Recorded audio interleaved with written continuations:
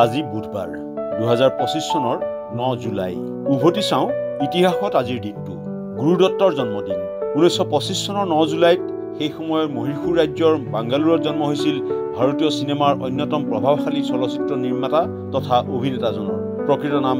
বসন্ত কুমাৰ শিৱ শংকৰ পাদুকন অচ্যুত লহকৰৰ জন্মদিন 1931 চনৰ 9 জুলাইত পাঠশালাৰ সমীপৰ বাগনা গাঁৱত জন্ম হৈছিল অসমৰ ভ্ৰাম্যমাণ থিয়েটাৰৰ জনক মঞ্চ প্ৰভাকৰ উপাধিৰে সন্মানিত যশস্বী নাট্যকাৰজনৰ সঞ্জীৱ কুমাৰৰ জন্মদিন 1938 চনৰ 9 জুলাইত গুজৰাটৰ সুৰাটত জন্ম হৈছিল দুবাৰকৈ শ্ৰেষ্ঠ অভিনেতাৰ ৰাষ্ট্ৰীয় বঁটা আৰু তিনিটাকৈ ফিল্মফেয়াৰ বঁটাৰে সন্মানিত ভাৰতীয় চিনেমাৰ জনপ্ৰিয় অভিনেতাজনৰ প্ৰকৃত নাম হৰিহৰ জেঠালাল জাৰিৱালা নুমলীগড় শোধনাগাৰ প্ৰতিষ্ঠা 1999 চনৰ 9 জুলাইত অসম চুক্তিৰ আধাৰত গোলাঘাট জিলাৰ নুমলীগড়ত প্ৰতিষ্ঠা কৰা অসমৰ চতুৰ্থটো তেল শোধনাগাৰ সেই সময়ৰ প্ৰধানমন্ত্ৰী অটল বিহাৰী বাজপেয়ীয়ে আনুষ্ঠানিকভাৱে ৰাষ্ট্ৰৰ সেৱাত উৎসৰ্গা কৰে 2000 চনৰ অক্টোবৰ মাহত ইয়াত বাণিজ্যিক উৎপাদন আৰম্ভ হয় বম্বে ষ্টক এক্সচেঞ্জৰ জন্ম 1875 চনৰ 9 জুলাইত মুম্বাইত বৰ্তমান বম্বে ষ্টক এক্সচেঞ্জ নামেৰে জনাজাত এছিয়াৰ প্ৰথমটো ষ্টক এক্সচেঞ্জ প্ৰতিষ্ঠা কৰা হৈছিল আৰম্ভণিতে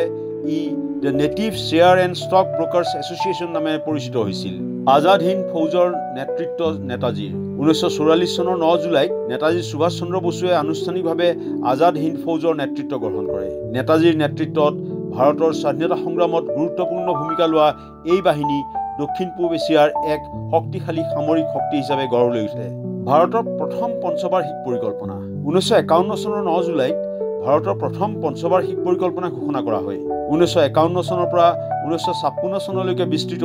এই পৰিকল্পনাত মূলতঃ জলসিঞ্চন আৰু কৃষি উন্নয়নৰ ওপৰত গুৰুত্ব আৰোপ কৰা হৈছিল প্ৰথম পঞ্চবাৰ্ষিক পৰিকল্পনাই স্বাধীনতাৰ পিছৰ যুগত ভাৰতৰ অৰ্থনৈতিক বিকাশৰ ভেটি স্থাপন কৰে উইম্বলডন টেনিছ প্ৰতিযোগিতাৰ জন্ম 1877 চনৰ 9 জুলাইত all England cricket and lawn tennis ক্লাবে উইম্বলডনত বিশ্বৰ আটাইতকৈ পুৰণি আৰু সন্মানীয় টেনিছ প্ৰতিযোগিতাখন আৰম্ভ কৰিছিল প্ৰথমবাৰ কেৱল পুৰুষৰ ছিংগলছ শাখাৰ বাবে অনুষ্ঠিত এই প্ৰতিযোগিতাত 22 জন খেলুৱৈয়ে অংশগ্ৰহণ কৰিছিল স্পেন্সৰ গেৰে হৈছিল প্ৰথম উইম্বলডন চেম্পিয়ন আফ্ৰিকান ইউনিয়নৰ জন্ম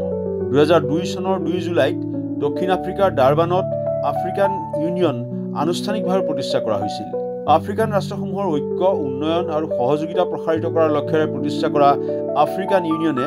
পূৰ্বৰ অৰ্গেনাইজেশ্যন অৱ আফ্ৰিকান ইউনিটিৰ ঠাই লয় অলিম্পিকলৈ দক্ষিণ আফ্ৰিকাৰ প্ৰত্যাৱৰ্তন 1991 চনৰ 9 জুলাইত আন্তঃৰাষ্ট্ৰীয় অলিম্পিক কমিটিয়ে বৰ্ণবৈষম্যৰ অভিযোগত 21 বছৰৰ বাবে নিষিদ্ধ কৰি ৰখা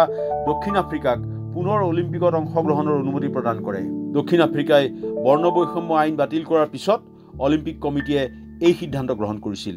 হৃদযন্ত্ৰৰ পৰ্দাৰ প্ৰথম অস্ত্ৰোপচাৰ 1893 চনৰ 9 জুলাইত চিকাগোৰ প্ৰভিডেণ্ট হস্পিটেলত মাৰ্কিন চাৰ্জন ডাক্তৰ ডেনিয়েল হেল উইলিয়ামছে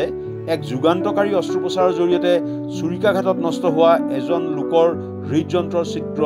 সফলতাৰে মেৰামতি কৰে এয়া প্ৰথম হৃদযন্ত্ৰৰ অপাৰেশ্যন হিচাপে স্বীকৃত হয়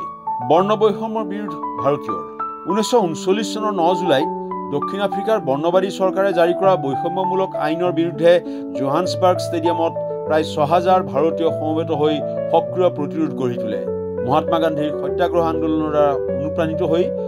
দক্ষিণ আফ্ৰিকাৰ ভাৰতীয় সংগঠনসমূহে এই প্ৰতিবাদ গঢ়ি তুলিছিল অগ্নিয়ে গ্ৰাস কৰিলে নিৰ্বাক ছবি 1937 চনৰ 9 জুলাইত নিউ জাৰ্চিৰ 20th চেঞ্চুৰী ফক্স ফিল্ম ষ্টুডিঅ'ত সংঘটিত অগ্নিকাণ্ডত ষ্টুডিঅ'টোত সংৰক্ষিত প্ৰায়বোৰ নিৰ্বাক চলচ্চিত্ৰ ধ্বংস হয় প্ৰায় 40,000 ৰীল নিগেটিভ আৰু প্ৰিণ্ট ধ্বংস কৰা এই অগ্নিকাণ্ড চলচ্চিত্ৰ ইতিহাসৰ বাবে গভীৰ ক্ষতিৰ কাৰণ হিচাপে চিহ্নিত হয় আৰ্জেণ্টিনাৰ স্বাধীনতা 1816 চনৰ 9 জুলাইত সেই সময়ৰ ৰিঅ' ডে লা প্লাটা নামেৰে পৰিচিত আৰ্জেণ্টিনাই স্পেনিছ শাসনৰ অন্ত পেলাই স্বাধীনতা ঘোষণা কৰে এই ঘোষণাই স্পেইনৰ ৰাজতন্ত্ৰৰ সৈতে সম্পৰ্ক বিচ্ছিন্ন কৰি আৰ্জেণ্টিনাৰ আত্মশাসন প্ৰতিষ্ঠা কৰে ফৰাচী সাম্ৰাজ্যত অন্তৰ্ভুক্ত হলেণ্ড 1810 চনৰ 9 জুলাইত ফৰাচী সম্ৰাট নেপোলিয়নে ভাতৃ লুইছৰ শাসনত থকা হলেণ্ডক আনুষ্ঠানিকভাৱে ফৰাচী সাম্ৰাজ্যত অন্তৰ্ভুক্ত কৰে 1 জুলাইত লুইছে পদত্যাগ কৰাৰ পিছত ফৰাচী ডিক্ৰীৰ দ্বাৰা হলেণ্ড অধিগ্ৰহণ কৰা হৈছিল ইনফৰমেশ্যন ডেস্ক দেশ টুডে